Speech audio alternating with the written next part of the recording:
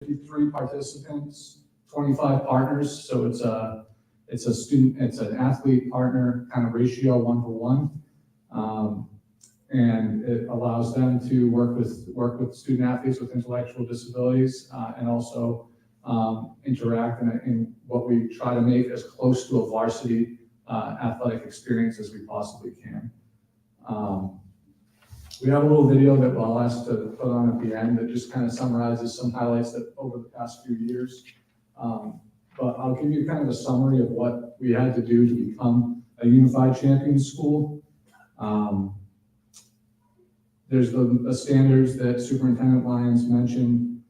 We have to offer multiple sports, so we make sure that we offer unified track and field and unified basketball at the high school. We also have to show growth, and so that's something that we're going to try to continue to do. And in this past year, we kind of piloted a unified basketball program in March at the middle school, which was huge, and I'd love to see that program grow as well. Obviously, there's a lot of factors that play into that.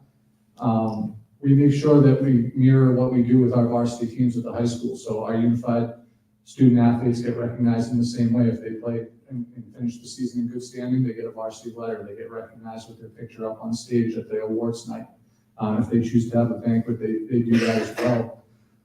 We have to have an adult leader of each program that has training working with unified student athletes. So we make sure that training happens. I'll give a shout out to the coaches and teachers. Two of them are right here. Alicia Lane, our unified track and field coach. James Morocco. This is another area where we showed growth. James Morocco teaches our unified PE elective, which does the same thing as unified sports. We partner our special education students with mainstream students in physical education in a normal physical education class that happens every day. Or as much as all other physical education classes happen in the schedule. And then also Coach Dizel, I didn't make him come up here, but our unified basketball coach, he's been up with us since the start and has been great. So he's here. And then also Gene Williams, our adaptive physical education teacher, is here who works with a lot of these students. There's actually, I'm going to kind of going off topic here a little bit, but there's too many people to thank that go into making this program happen. I'm looking at Donna Foley right down in the front, Jody Escola, Glenda Spillane. If there's anybody I'm missing, I apologize, but there are Paula Magnasco and her nursing staff to make sure students that need those services during their practices and games, she makes sure that they're there, and the entire nursing staff is always willing to jump in and step in as needed.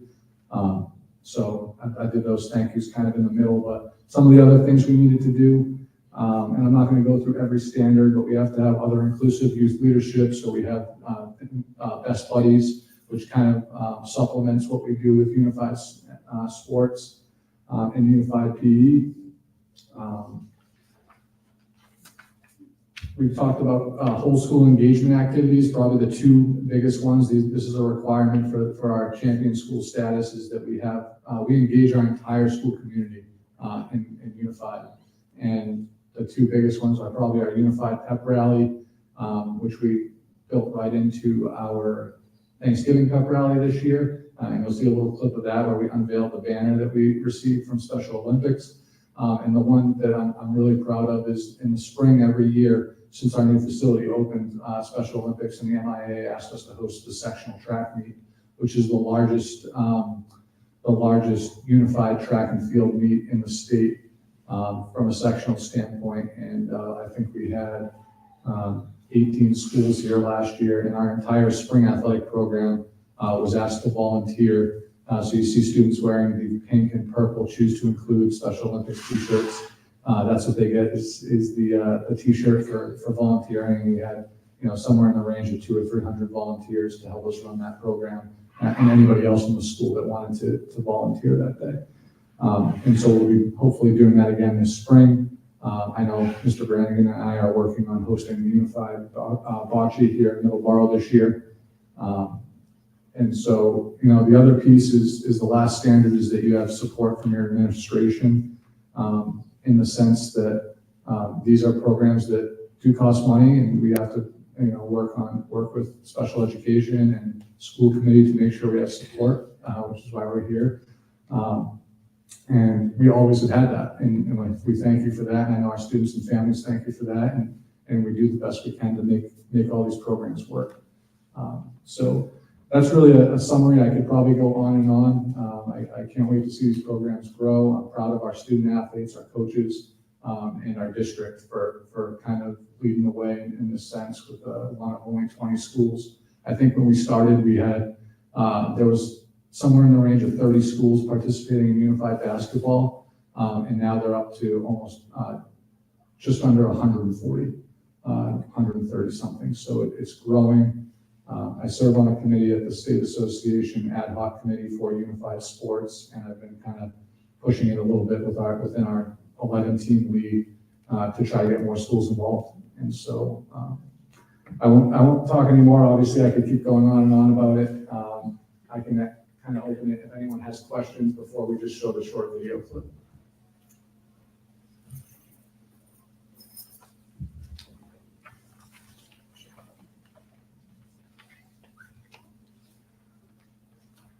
All right, I think if there aren't any questions, then Nick, it's just really kind of a short highlight reel, and it's a clip of the woman from Special Olympics that came to, her name escapes me right now, but she was great. She attended our pep rally and she presented us with our Champion Schools banner.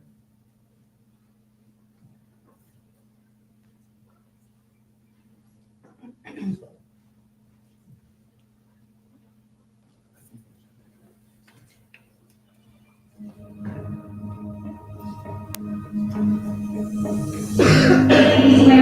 from Special Olympics, Massachusetts, and I couldn't be more thrilled with being here today. I've been traveling the state, celebrating schools that are great, and you guys are great. So, what is National Banner? You guys, it's the highest level achievement within the Unified Champion School movement. Your school is receiving this honor as a result of meeting 10 national standards of excellence in the areas of inclusion, advocacy, and respect. The primary activities include Special Olympics Unified Sports, like these great teams right here. Woo! Inclusive youth leadership, like your student council. Woo! And this right here, whole school engagement pep rallies like this. Fantastic. You guys, I don't know if you know this, but this is how special you are. You are among only 22 schools in the state of Massachusetts with this distinction, and one of 205 schools with this recognition in the nation. Woo!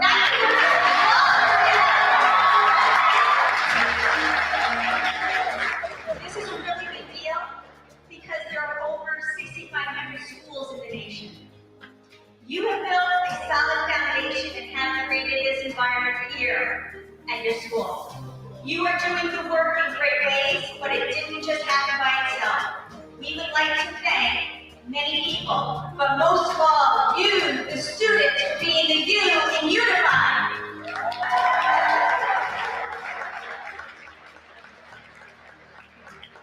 I'd like to also thank some special people here that are supporting you and leading the way. Your UCS liaison, Jennifer Healy. Your athletic director, Ryan Sylvia. Your principal, Paul Brannigan. Your unified basketball coach,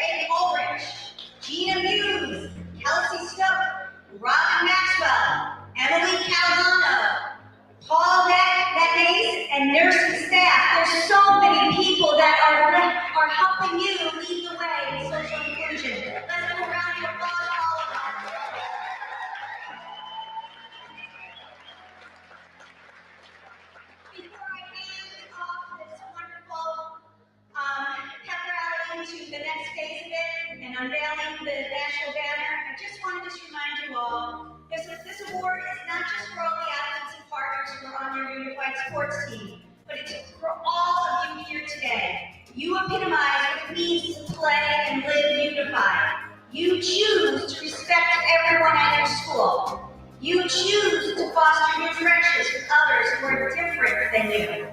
Your school has shown impressive determination and in helping us move forward for creating a truly unified generation of young people who embrace differences and lead social change. That is a really big deal. Thank you for making the world a more accepting place for all. All right, if I could please have the senior athletes out here with me to help unveil the band. Oh, there you guys are. Fantastic. If I can get the band to give me a drum roll, please. Woo! I am so excited to unveil Marlboro High School 2023-24 National Banner. 1, 2, 3, hit it!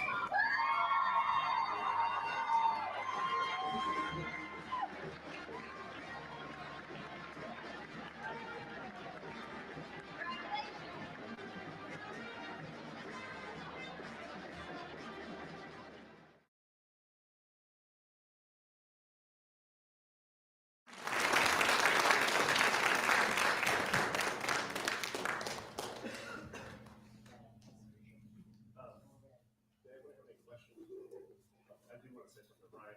You can't do it 7 years ago. I happen to be on it. I couldn't agree with you in the sense of all the things that I've done on this committee to watch these games and watch these kids participate has been one of the more fantastic things. I would say to any member of the community to come into this building in the afternoon and watch a basketball game or watch a unified track game or watch whatever sport is truly a phenomenal thing, and it's made phenomenal by the staff that helps and works here, and the students that come, and everyone that participates, and the students that play. And so you guys are fantastic, and I'm glad the school gets recognized, but more importantly, that you all get recognized for the hard work that you do. Because just like the football team that goes out there and wears the uniform, you guys wear the uniforms and represent them more high. You should be very, very proud.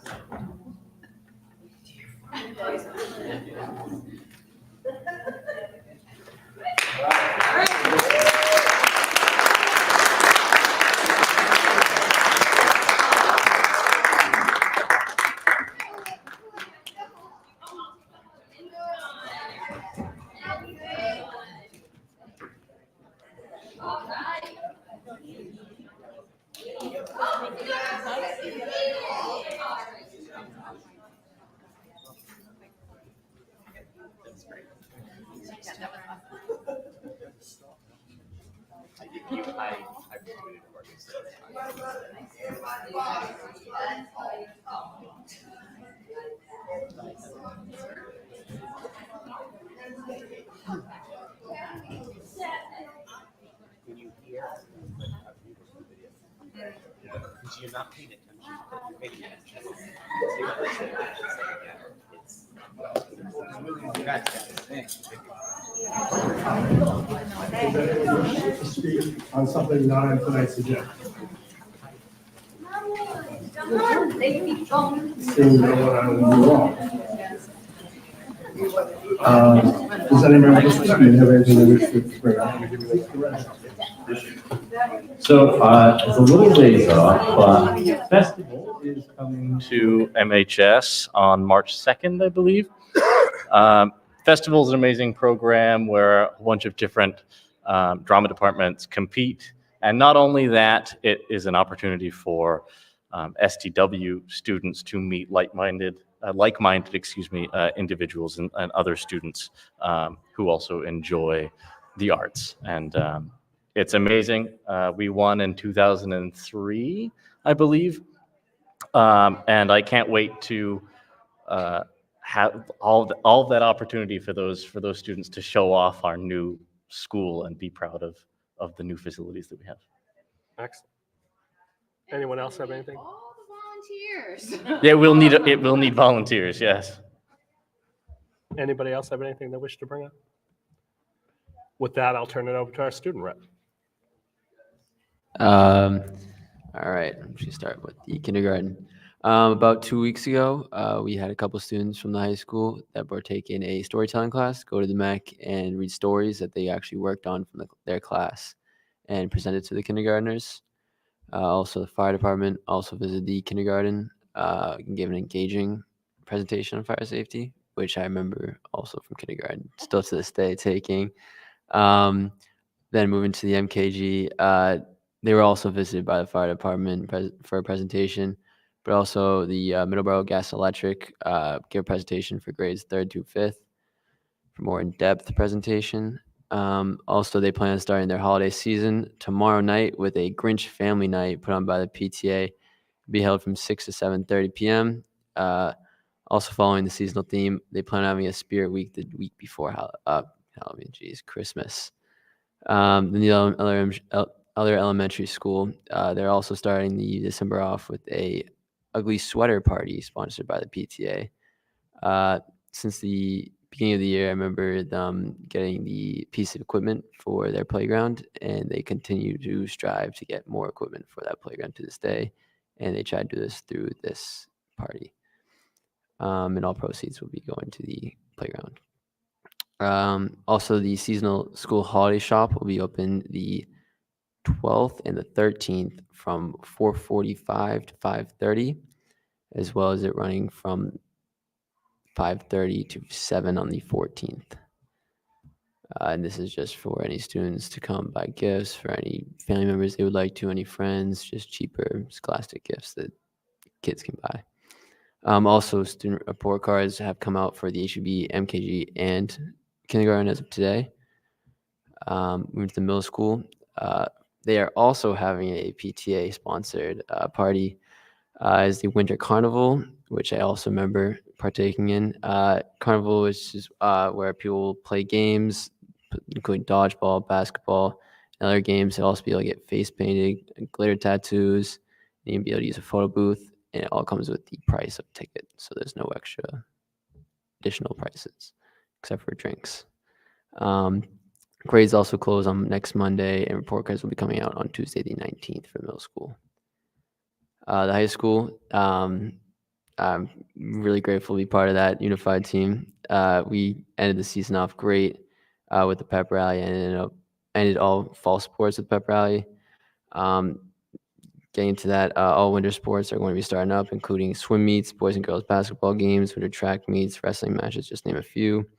And also the high school has started the food drive and toy drive, which is a great drive to get involved in. They have ornaments in the front office colored with your class color that you can grab at any time during the day with a age and, well, as a child with an age, an ornament that you can grab to get a gift for them. And it's greatly appreciated, and it's just to fit with the giving time of Christmas. Thank you, guys. Thank you, Colin. Of course. Have any questions for Colin? We appreciate it, Colin. Thank you. The union presidents are not here tonight, so I'll turn it over to the superintendent's report. Thank you. Okay, so I have 4 items to address this evening. I'll start with the first, which is the school calendar as proposed for the 24-25 school year. Right now, there are 4 options to consider that went into the Dropbox. This year is a little unusual because of voting. So I'll walk through each model. And what I would suggest is these are 4 options, is kind of a lot, but I think it's helpful for you to have all the ways to do this. And then we could come back together and talk after today as well. It's certainly not something that I am expecting a decision on this evening. A couple of notes about all 4 models. You have to have 180 school days, and there are certain components that are set by the contract. There are 4 full-day professional development days. Those are shaded in green. And then there are 6 PD early release days. Those are shaded in blue. In addition, you'll see other dates on here like MHS graduation, which is always the first Saturday of June. New teacher orientation, that process is on here. I would also note that students in grades, K through or 1 through 12 start on one day. K will often start on the following day or, a subsequent day, and then pre-K another subsequent day. So you'll have to, those shades are not in yet. So we can talk about that as to where they go, but I just note that because it's not that all grades start on the same day, and I think that's important to note. A couple of other pieces. Last year when I presented models, we talked about whether those early release days were best served on a Friday or another day. I think the parent community has been pretty clear about liking them on the Friday.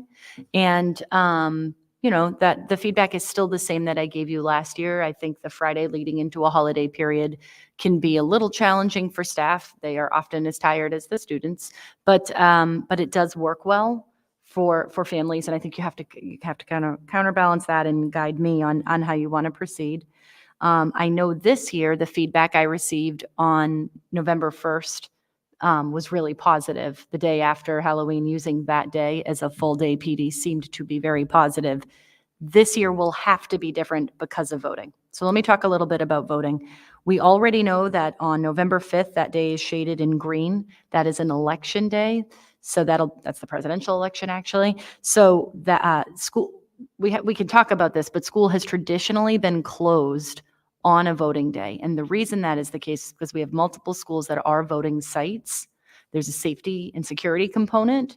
And there's also just kind of what happens with the parking lot with voting. So while it is not mandatory that you close for a voting day, I think it is prudent to close so that you are really managing not just the safety of the students, but the promotion of big, strong turnout for voting.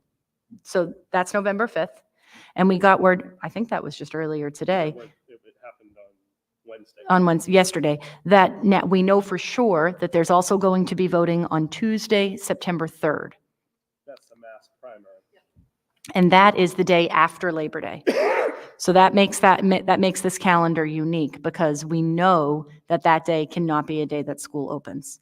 So option 1 is an after Labor Day start, which would include 2 professional development days on the 3rd and the 4th, opening for students on the 5th, that Thursday. Okay, that's option 1. That gets the students out. The last day of school would be June 25th, and that doesn't include any snow days. So that would be option 1.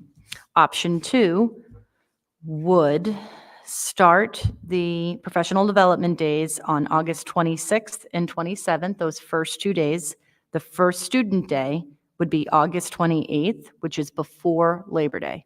So students would return on the 28th, and then that Monday and Tuesday would be off, first for Labor Day and then for the professional development day. This option, option 2, has students getting out on Monday, June 16th. Do keep in mind that June 19th is Juneteenth, a June holiday. So that's why you see that shaded in orange, okay? So that's option 2. Option 3 is before Labor Day for staff. So that would bring, similar to the last model, that would bring professional development for staff back on the 28th and 29th of August, with the school opening on the 4th. That third professional development day would be on Tuesday, the 3rd, and then school would open on the 4th.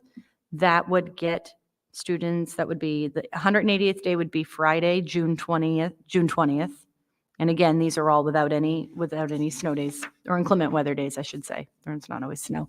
And then last is option 4, which includes an after Labor Day start. So again, it would be a start on the 4th. And this also doesn't include Good Friday. This has been another topic in previous years about whether or not that day is going to be a holiday or not. Okay, and I think that's what I wanted to share about all 4 options. The school calendar is a decision that is set by the school committee. What questions do you have for me, and how can I help facilitate this process?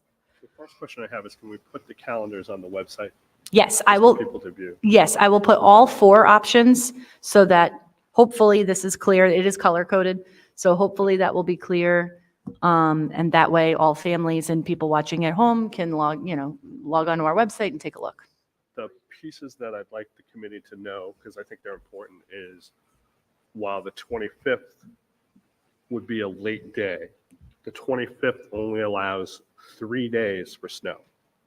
Okay? Contractually, we can't go into the 1st of July. So 4th snow day starts to lose vacation because the rest of the days are taken up. So the only place that you can add it on is a vacation day. Right. So that's an important piece to keep in mind too. Before you post anything, the days are off on June of 2025. There's no June 20th, so June 30th is actually the Monday of June, so Oh, I see. Yes. What was Thank the you for that. The calendar, the way the calendar is printed, it doesn't say the 20th at all. Yeah. Okay. So the option 1 would have the last day, I believe, on 6/24, which would technically give 4 potential days if necessary, not 3, but it's still cutting it awful close in my opinion. Well, and there's another point, if I may. When you get to the end of June, there are many contracts in the district that require employees to work 5 days after the close of the school year. And those contracts expire on June 30th. So if school is not out until June 26th or 27th, there are no longer 5 work days beyond the end of the school year. Yep. It's not an insurmountable thing, but I think it's important to understand that that's a component. That's obviously not teachers, but there are people who have that in their contract where that would require some extra maneuvering. Is it the type of thing that if we have an agreement today that we feel that that's not enough of an end of year buffer, that we can discard one of these options before they're posted and just say this one doesn't make any sense to us and not worth putting out that many options if we've already decided we don't want I think one? that's reasonable. Yep, I think I defer to the committee on that. I'll present whatever options you think are appropriate to put up and continue the conversation. I think either way, this would be appropriate to talk at the next meeting so that you also have time to talk to the community and, collect your feedback so that, we can talk about it again at next meeting, which I believe is the 21st of December.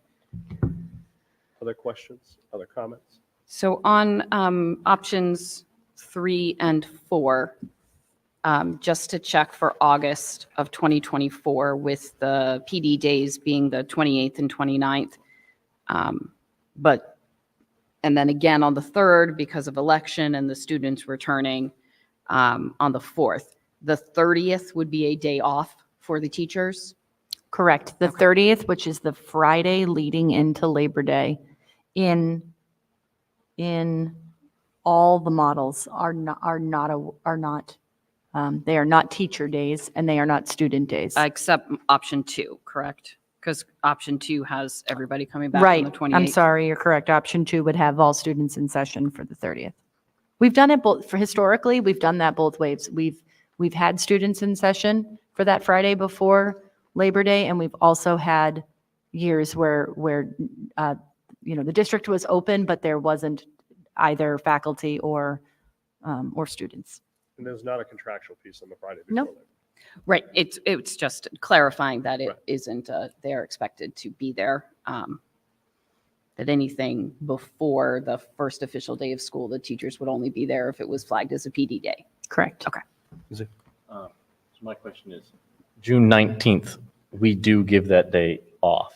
Yes, June correct? 19th June is a holiday. Is a holiday, and so therefore we give that day. It just, It's a holiday for option 3, everybody. yeah, so option 3 just seems really awkward to me that you have, 16th, 17th, 18th, day off, half day on the 20th. Which could be solved by not having a day off on the 18th of April for Good Friday, which is what Option different 4 is, and that's yeah. why I like option 4. Yeah. I actually like option 4 the best.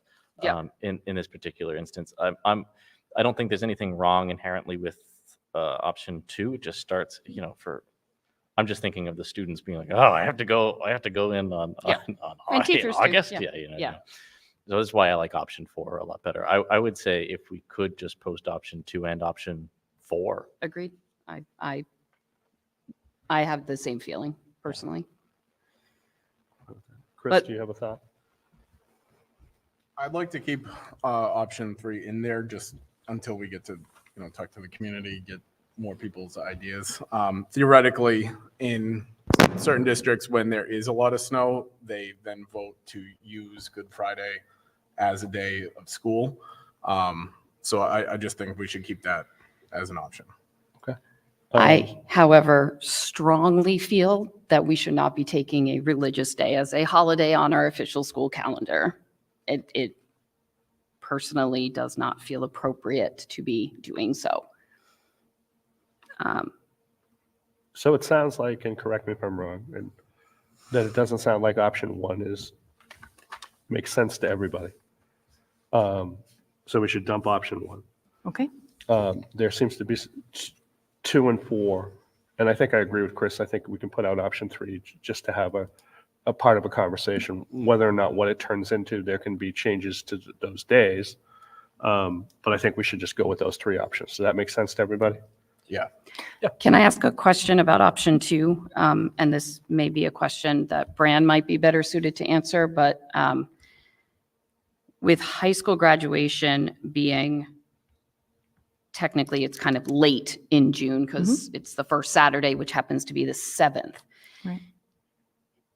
Is that if the seniors were in class through the end of May and then graduated on the 7th and there was only another real week of school before everybody was out, does that give the teachers enough of a buffer between wrapping everything up for the seniors and wrapping everything else up for the rest of the students at the high school level before school is out for the year? And Brand is shaking his head yes. But can I also point out to everybody that I think is very important that a full week of June gives Brand a completely another day to have a Brand production on. So he usually loses Monday because it's Memorial Day when it's early. But this gives him another whole Monday to have another presentation on. So I just wanted to point that out because I know he'll enjoy that. Do you,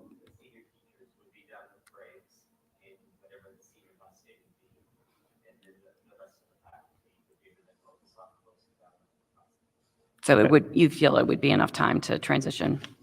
And Okay. Brand, you can correct me if I'm wrong, but knowing what you have to go through and knowing where seniors are, and for example, knowing what grades determine, for example, rank in class and everything like that, it's a pretty quick turnaround for end of finals for seniors to grades being distributed back to you relatively quickly. Okay.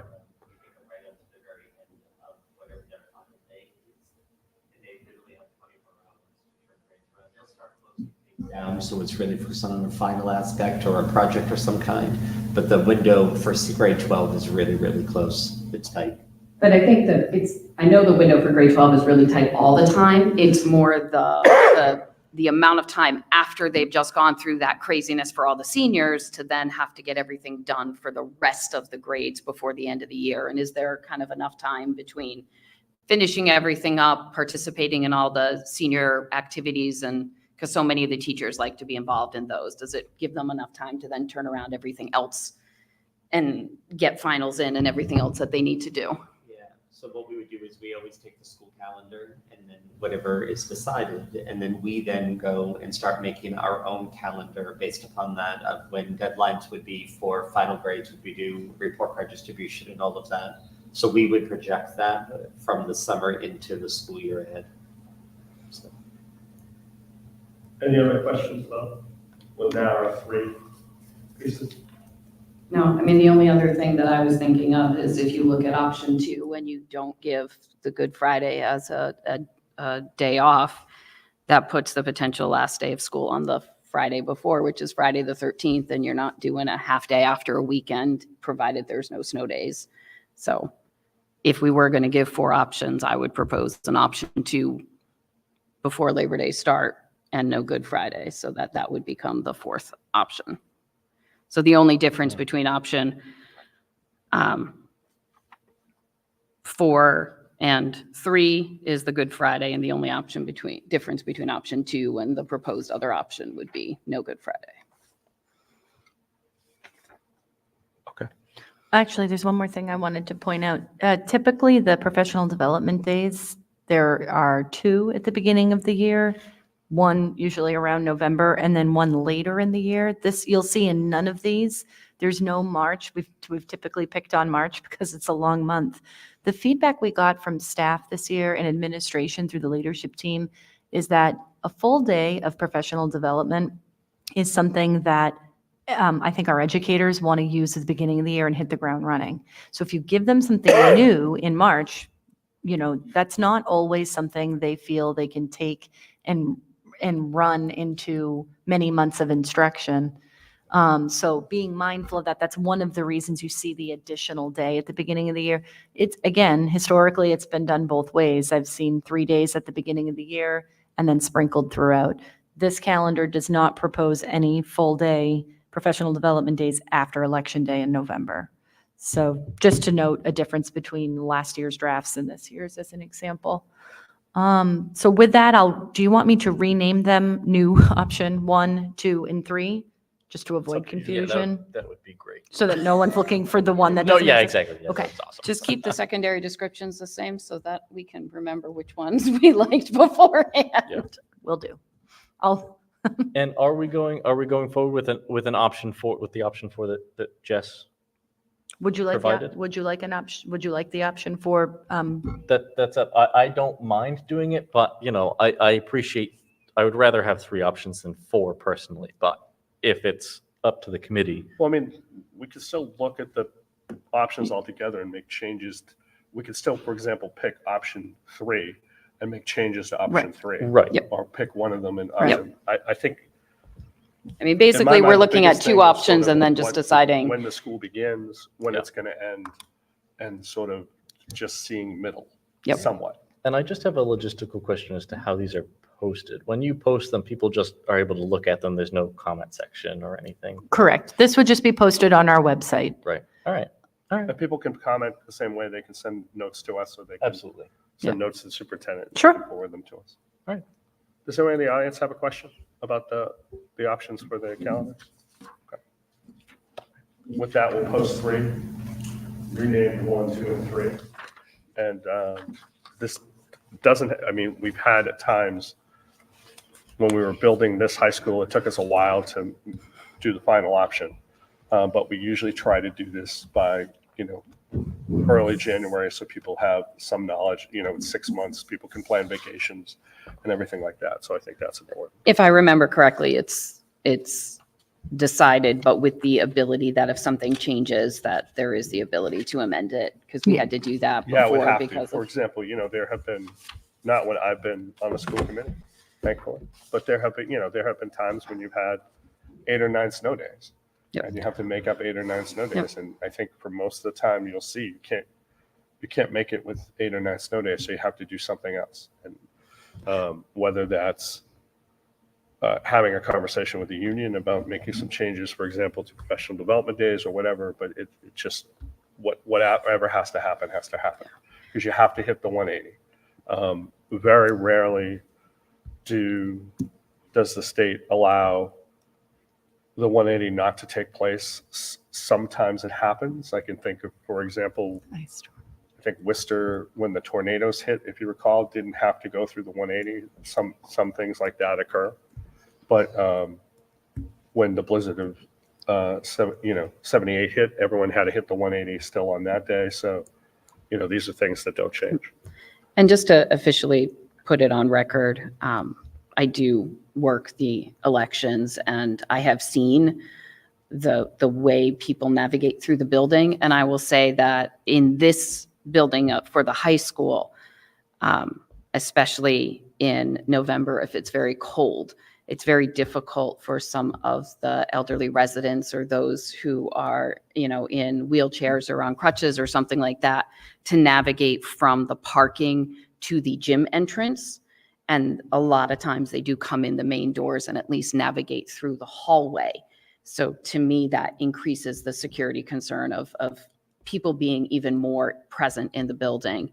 And even in the middle school, with it having such a limited parking lot, having enough space for people to park close enough to easily get up to those rear doors in is a definite consideration for the community. So I do fully support the continuing to do the full PD days on those election days. I just think it's a safer way to go for both those people trying to vote and for the building security. And I'll also say that, that there's now an election official from Middleborough. It used to be the town clerk, but the decision where to hold it is up to them. Mhm. Because, for example, we have the rotunda here. The rotunda is closer to parking space, different parking spaces and stuff like that. So it doesn't have to be held in the gym. It's up to them to decide where they want to hold it. So I think that's important too. Yeah, except it's like 4 districts and they can't all fit in the rotunda. No, I understand. That's difficult. Yep. Okay, so with your permission, I will keep this on the agenda for next meeting. I'll come back with the options that we can talk about then. And I'll move on to the next item. The next item, which I referenced in the flash last Friday, is regarding the Reads Collaborative. And this is something I'll be looking for action from the committee this evening. So as of November 16th, the Reads Board of Directors, of which I am a member, had a meeting and by majority vote, ultimately, actually by unanimous vote, voted to support the addition of 2 new members to the Reads Collaborative. That is the Whitman-Hanson Regional School District and the Brockton Public Schools. Now that the Board of Directors has voted to offer that membership, it has to go through the school committees, each individual member's school committee. This motion will only pass if 2/3 of all of the school committees, so not 2/3 of this committee, but 2/3 of all of the committees have to vote to approve this action for it to go forward. So tonight I'll be asking you, do you want to approve this decision or do you not? And I can talk a little bit about membership in general at the Reads Collaborative. What I can share is that both school districts already send children to the Reads Collaborative. By becoming a member of the collaborative, they do get a discounted rate. Chairman Young and I were talking about this, which would reduce revenue, right? If you were paying, a set rate and you're getting a 20% discount for sake of argument, you will now lose that income. None of this would happen until July 1st, so it wouldn't impact this year's budget. But it has the potential to impact next year's budget, depending on how many seats each member is already maintaining. I will also tell you that enrollment is down at the Reads Collaborative. So whether the rate is discounted or not discounted, it's better to have those seats filled even at the discounted rate than have them sit vacant. I will also say, I think the natural question is, what's the benefit? What's the con? The benefit of having additional members is additional assistance to do the committee work. So it's not just the board of directors, there's a personnel committee, there's a negotiations committee. The collaborative is largely run by the member districts. So it's other versions of me that are doing the administrative work of the district. I mean, they have employees, but together you have to make decisions together, much like this board. So that would shoulder the burden. By inviting additional member districts into the membership, it also creates a web of networking. So for example, when Director Healy has a need for a specific program, one of the things she'll do is already go to other member districts and ask about what programs are in their district, within their borders. Having a town like Brockton, having a city like Brockton at the table very much increases the number of networking opportunities and placement options and resources. It doesn't mean that you can just go to, Brockton Public Schools, and that's not really what I'm suggesting, but it certainly does broaden the pot from which to select from. So that is a benefit. The drawback, and the biggest one, is absolutely the lost revenue for discounted rates and the potential for seats to be taken up. So there's no limit. The new members do not receive any fewer seats than Middleborough as a sitting member. So there's no cap. And arguably, Middleborough is a much smaller district than Brockton, for example. So one of the questions is, well, what happens if those seats become full? Will Middleborough students now not have a seat? Will they not be able to get into programming? What I can tell you is whenever we've had a need for placement, the collaborative is very good at finding spots and or hiring additional staff in order to make room at that table. So I don't know if that's going to present itself. I don't know that, so many more referrals will come one way or the other, but it's something that you should consider before you cast your vote this evening. So with that, I think that's everything. What questions do you have for me, or what can I answer for you about this? Is there the potential that the two new districts, by becoming members, will, by having the being part of the collaborative, be more inclined to place more students? Like, does that seem to be a trend that happens? So if a new district comes on, then they're maybe more likely to place students because of the discounted rate, which means kind of counteracts the fact that each student is coming with a little less money because there's more students coming. Yeah. Arguably, I can just use Middleborough as an example. We tend to overwhelmingly place students in collaboratives where we are a member. It is not exclusively done because you have to match the student's needs to the placement. So that works as long as you have a child with that given need. If you don't have, for example, the DHH program, okay, it's a very, very specific, deaf and hard of hearing is a very, very specific avenue. If I don't have a student with that need, I'm not going to be able to place a student in that program. Okay, but so is the discount enough to lure the business is the real question? Maybe. Okay. But I can't for sure tell you that's going to drive in more or not. I think one of the big things to remember is this, even for Middleborough, Mhm. our choice is always not to place out of district if we can do something in district. So for example, if we have a number of kids that have a special need, that makes sense to have a classroom in Middleborough, we run it in Middleborough if it makes sense. Children are appropriately the same age, appropriately the same services, everything like that. So chances are Brockton's going to have so many more kids that they're still going to retain lots of things in-house because it saves them money to do it in-house as opposed to go out of district. So I don't know that you'll get sort of what happens a lot of times is we place children who it doesn't make sense to run a classroom because there's few children or their needs are different. And so there needs to be added things that we can't do in one. And so then you're tending to say, okay, everybody in the district, does everybody have children like this? Okay, now you have enough for a classroom. And the district does the class. The collaborative does that. Well, and I can shed light in thinking about your question, does that reduced rate really lure more business?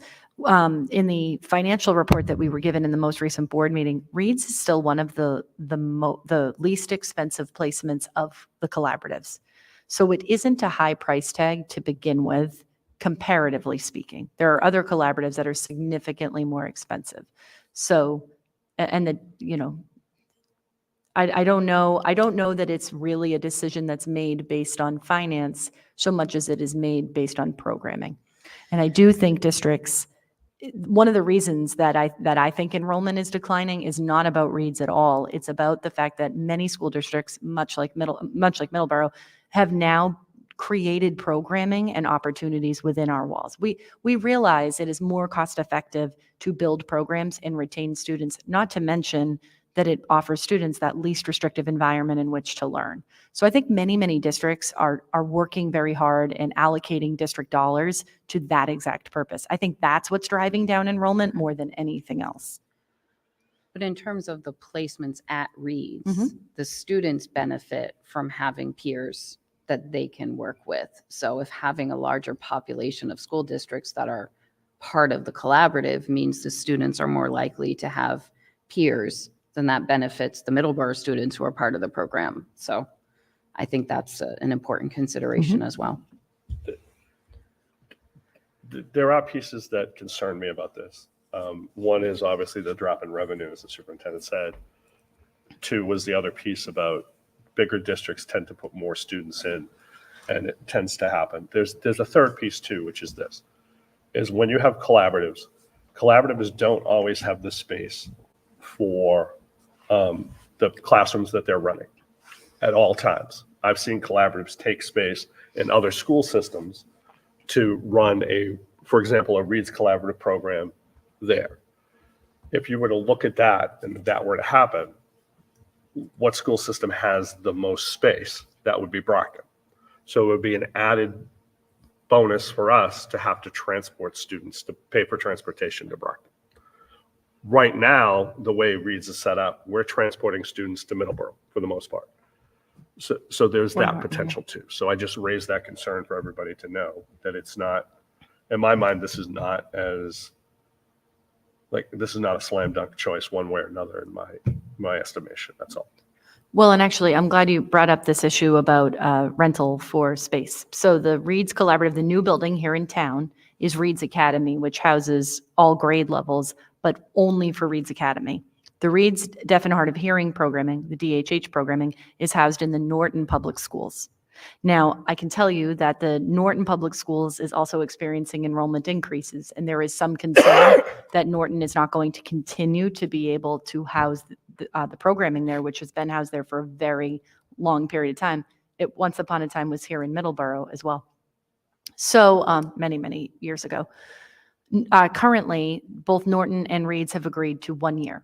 So for another year, there will not be a space issue, but starting the following year will be. And to Chairman Young's point, the Reed's has already approached Middleborough to say, is there space? And I don't forecast having space for additional programming. We are already experiencing our own enrollment increases, and we don't have that kind of available.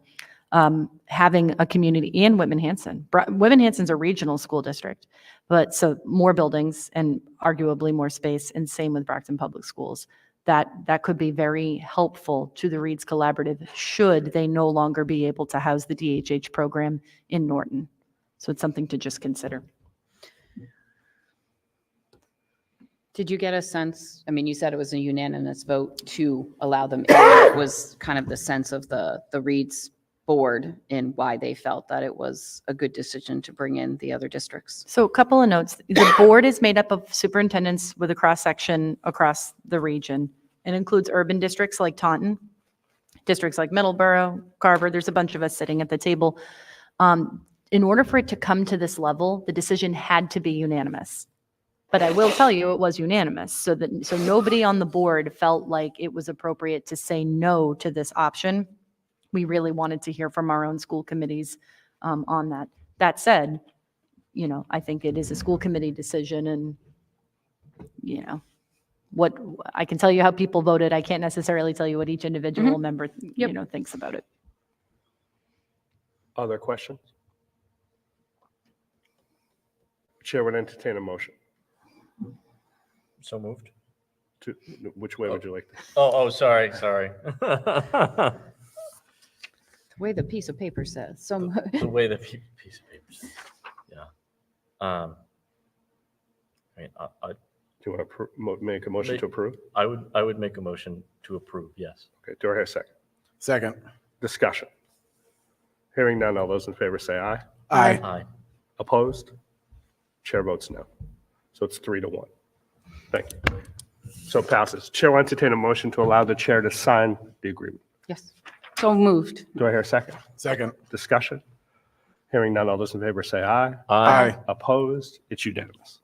So I'll sign that for you. Thank you. Okay, thank you. While you're signing that, I will move on to the next item, which involves extended out-of-state field trips. This is something that the Middleborough Public Schools has engaged in for many, many years. Out-of-state extended trips, namely foreign language and band, but I'll start with foreign language, or world language rather, offer students the opportunity to practice that language in a country where that is a language that's spoken by all.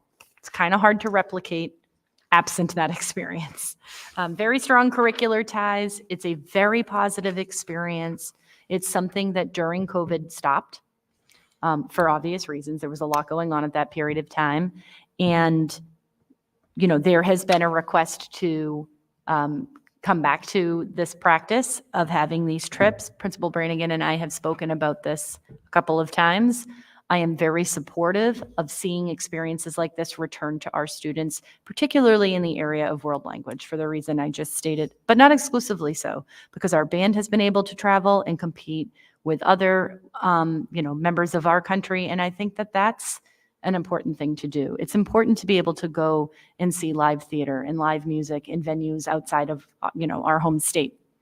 That said, when we stopped the practice of going to out-of-school trips, we ran into an issue involving reimbursement for what was really known as a catastrophic event. And Chairman Young and I have discussed the fact that, before these trips come back online, we consulted with legal through the help of Principal Brannigan to draft some type of permission and release form so that should something like that happen again, our families are clear up front about what financially committing to an experience like this means, and also takes care of a couple of other pieces like travel insurance, so that families can make a sound financial decision, and we can also mitigate our risk as a school district before we engage in these types of trips. So what I've presented to you is a permission and release form drafted by our legal counsel, and I'm looking for feedback. Do you have questions that I can bring back to council? Do you like this language? Are you concerned about this language? Is there anything that's missing that you have concerns about before we proceed? And I apologize, I didn't realize this didn't drop in the Dropbox. So if no one has objections, I'll just move this to next meeting so you guys can take a look at it. We ran into a problem last time. Paul was kind enough. I asked Paul to work with legal to come up with a waiver form. Again, this waiver form is for overnight extended trips. It's not for going to the zoo in Providence that we know kids go to. This is for the areas that I've seen it in the past. Is there's usually vacation travel for students doing something as part of a directed study. There's summer travel for students doing something as part of a directed study. The music program has traveled in the past to a variety of different places and other countries. And I say that because it's been Canada. There has been in the past a senior trip.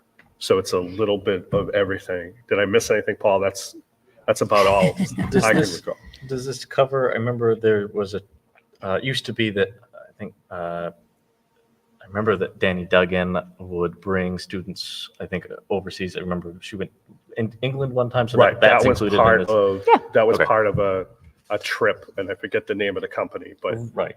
Danny was in charge of it through that company. In a lot of these ways,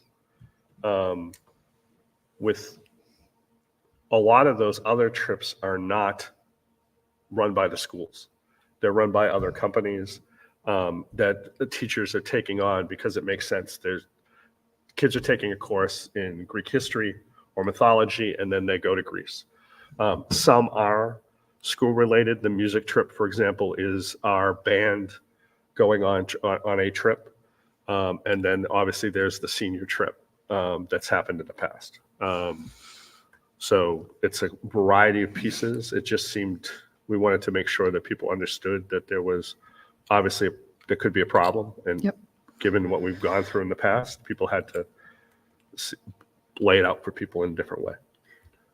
So in terms of the language here, the questions that I have are predominantly around what are labeled items 1, 2, and 3. Are those new language or is that existing language?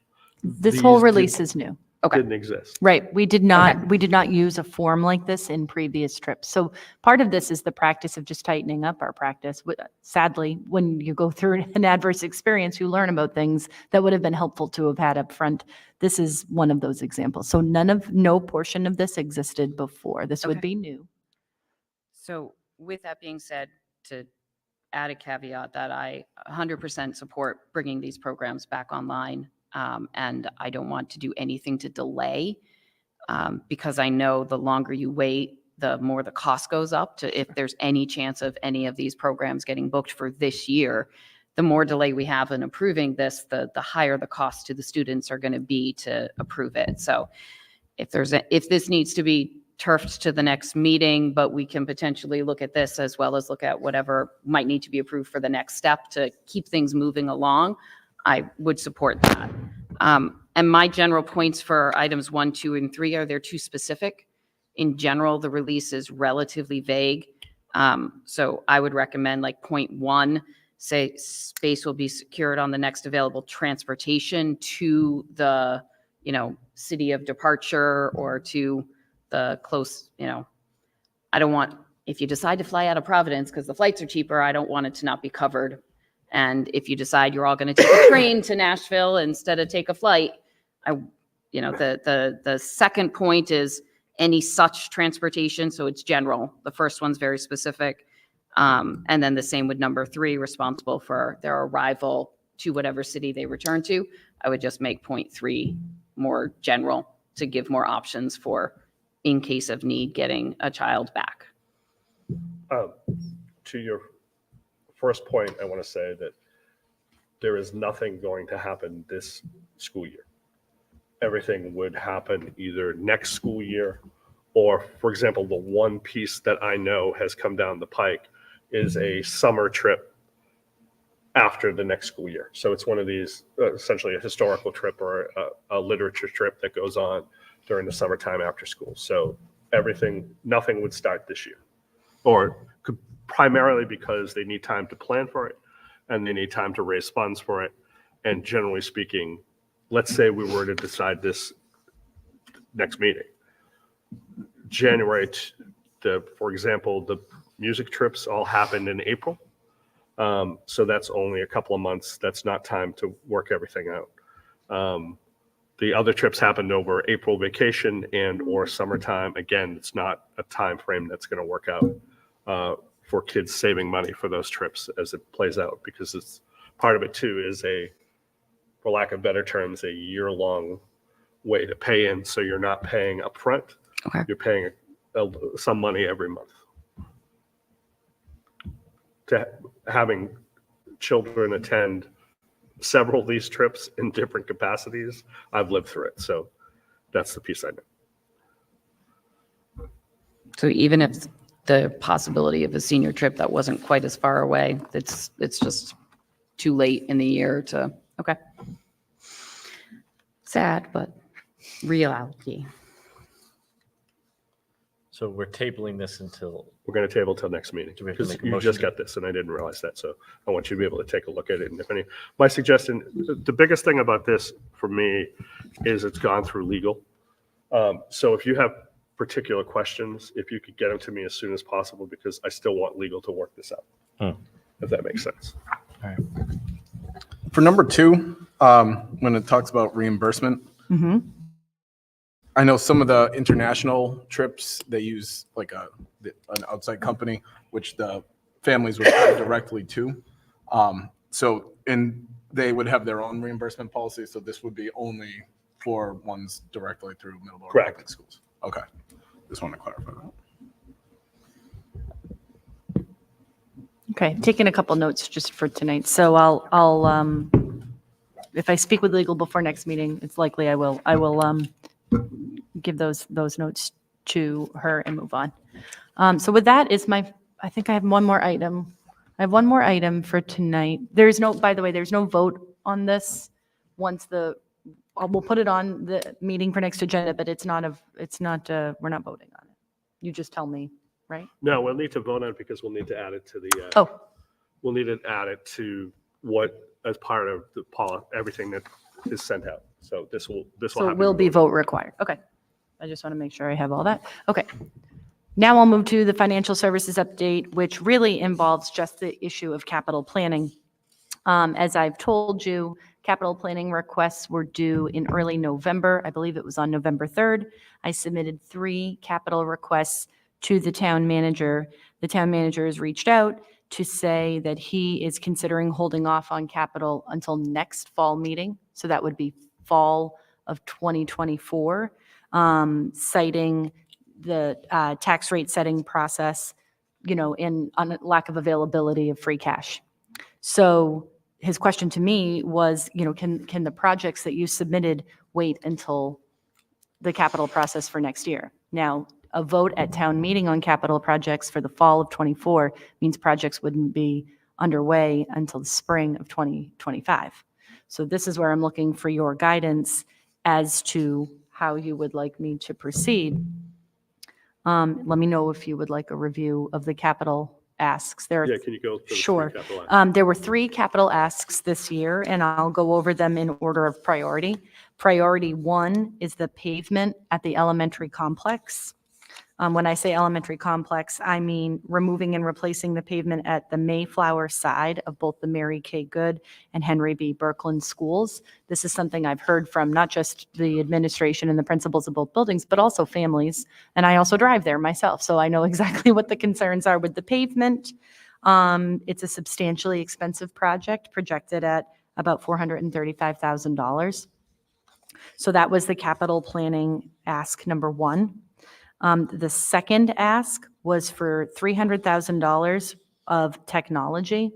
If you recall, during the sort of COVID period of time, when that occurred, our district was 1-to-1 for technology, grades 6 through 12, but we did not have technology K through 5, or at least not 1-to-1 devices for each child. So something that happened with the use of ESSER funds was to onboard those devices.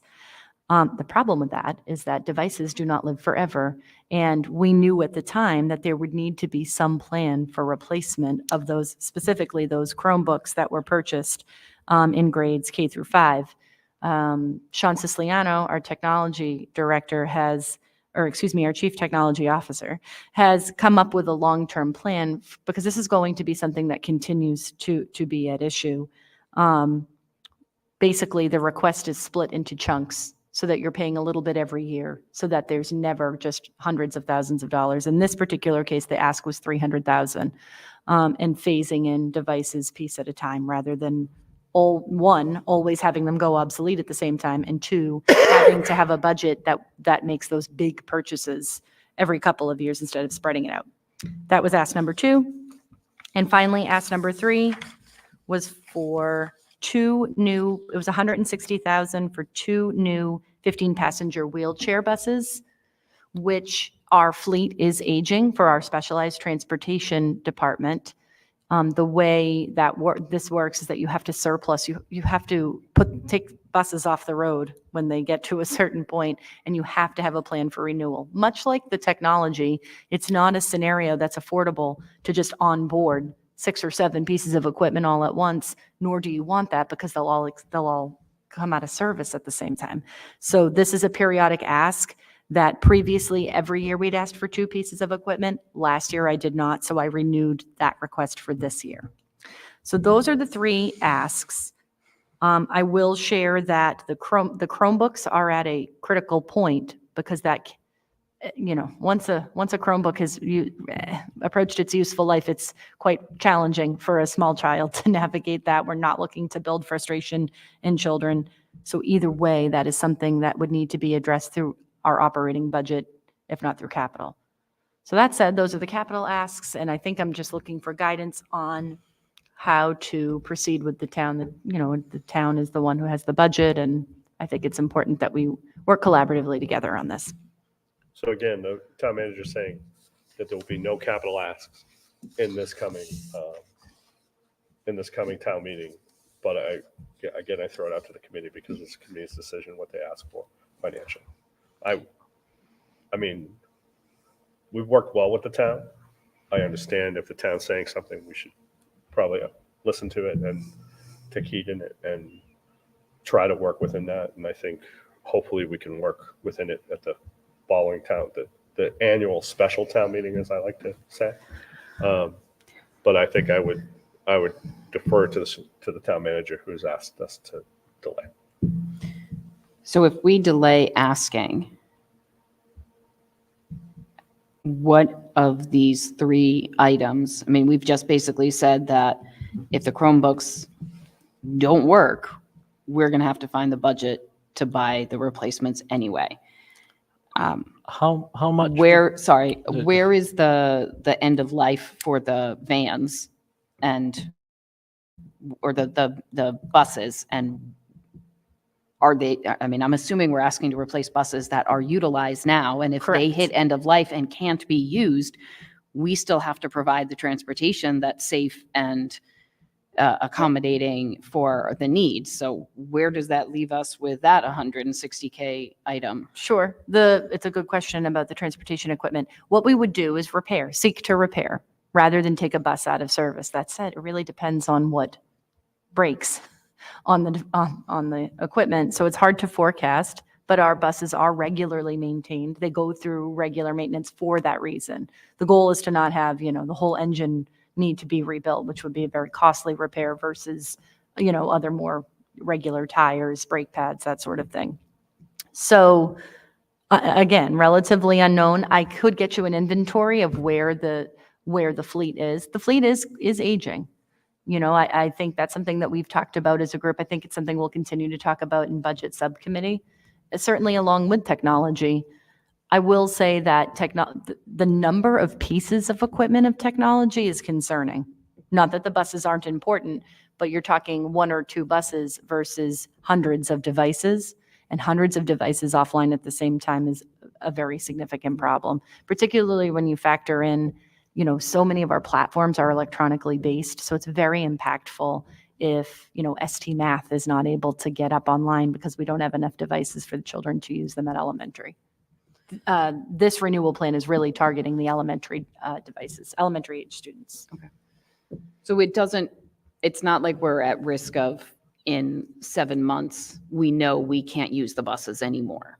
It's Correct. We're trying to plan ahead Right. for the buses. In a phased-in approach. Right. Right. So we would target the oldest buses or the buses with the highest mileage and the greatest wear and tear and take those off the road as we onboard the newest ones. And I think the same thing applies to computers too. Yep. It isn't like everything goes kaput September 1st. Right. It doesn't Right. work that way. I appreciate, and I think this is part of what the budget subcommittee has to do, right? Is look at everything and make determinations about what there probably needs to be some more money added to technology so they can buy some more Chromebooks and move some things around. It's just maybe not in the fashion that Sean would like to see. And I think that's reasonable. And, again, we're being told there's not money to fund capital improvement. It's not like somebody's saying, don't fund out capital improvement because we have more important things. Right. We're just being told that there's not funding for capital improvement. So I think to me, that's a much different ask. Do you know what I mean? And that's my personal belief.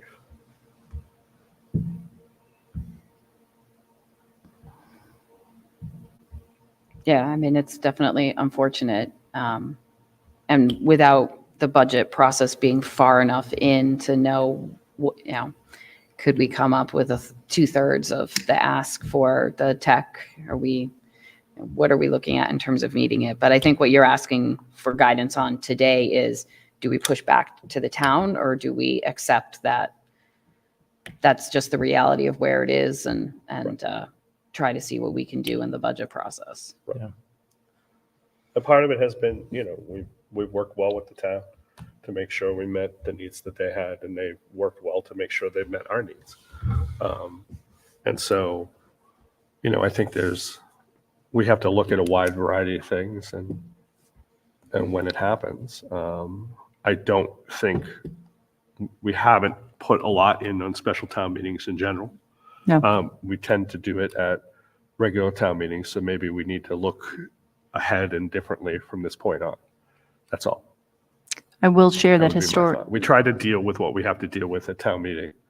And the only thing that I can think of that we would normally do in special town meeting and that we'll have to do is occasionally we'll get bills after everything closes out, and we have Right. to deal with that because somebody sends us a bill 2 months late. We don't have a choice but to go to special town meeting with that. It's historically been hundreds of dollars, not thousands or hundreds of thousands of dollars. That said, I believe the pool roof was a capital funded project at the Henry B. Birkeland. So I think the only other thing I'll say is we're just about to start that budget process with the town. And while these capital projects are undoubtedly important, they represent a very, very small number compared to the budget conversation we're about to have, which represents a very, very large number.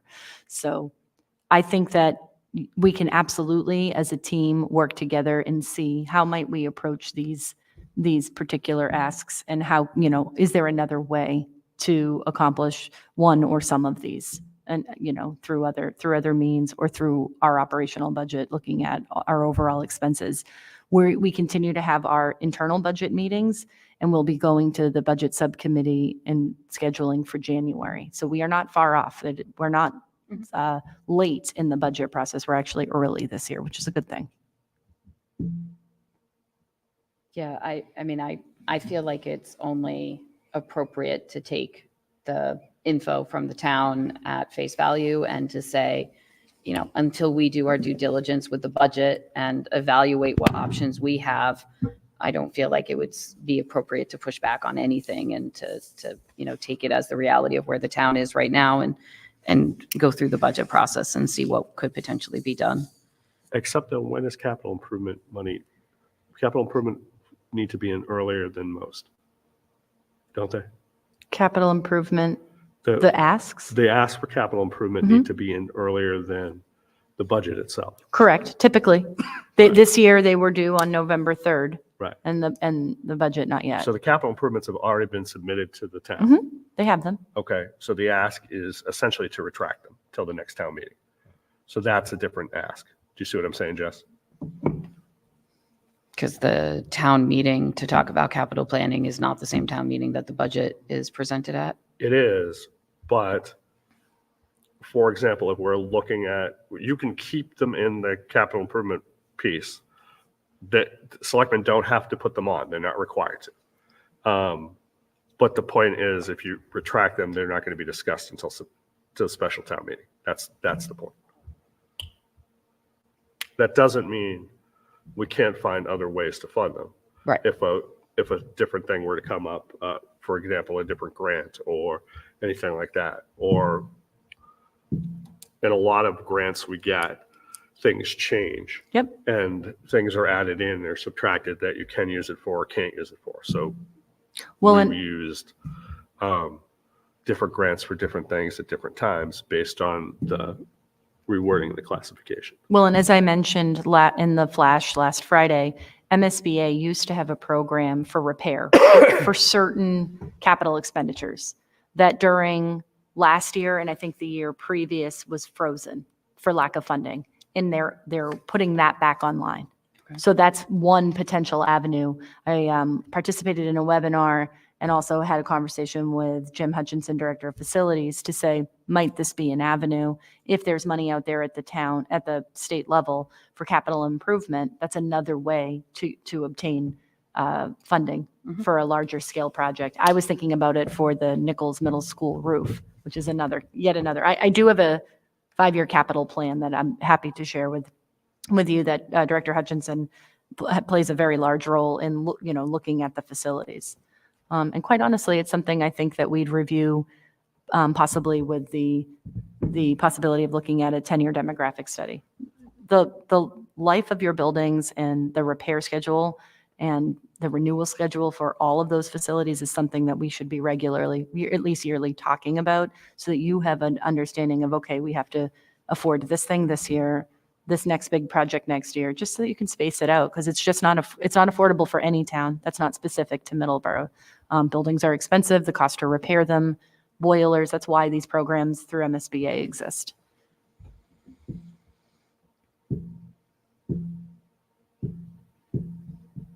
So I guess I'm looking for if the committee is willing to put these on delay.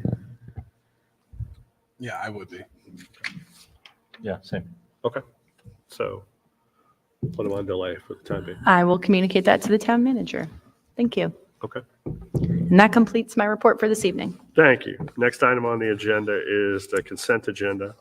Chair will entertain a motion to approve consent agenda. So moved. Second. So for purpose of discussion, consent agenda includes fundraisers. It includes donations. There's a donation for the bullying presentation for the Family Resource Center and Champion Scholarships. We should point out there is a donation from the Middleborough High School class of 1971 to fund construction of a large Adirondack chair for the high school. And a couple of the other businesses that we deal with, Ohio Pile and Shutterfly, and approval of warrants. Any further discussion? Hearing none. All those in favor say aye. Aye. Opposed? It's unanimous. Chair will point out our next meeting is Thursday, December 21st. That'll be our last meeting of the year. With that, Chair will entertain a motion to adjourn. So moved. Do I hear a second? Second. All those in favor say aye. Aye. Opposed? It's unanimous. Thank you, everybody, and good night.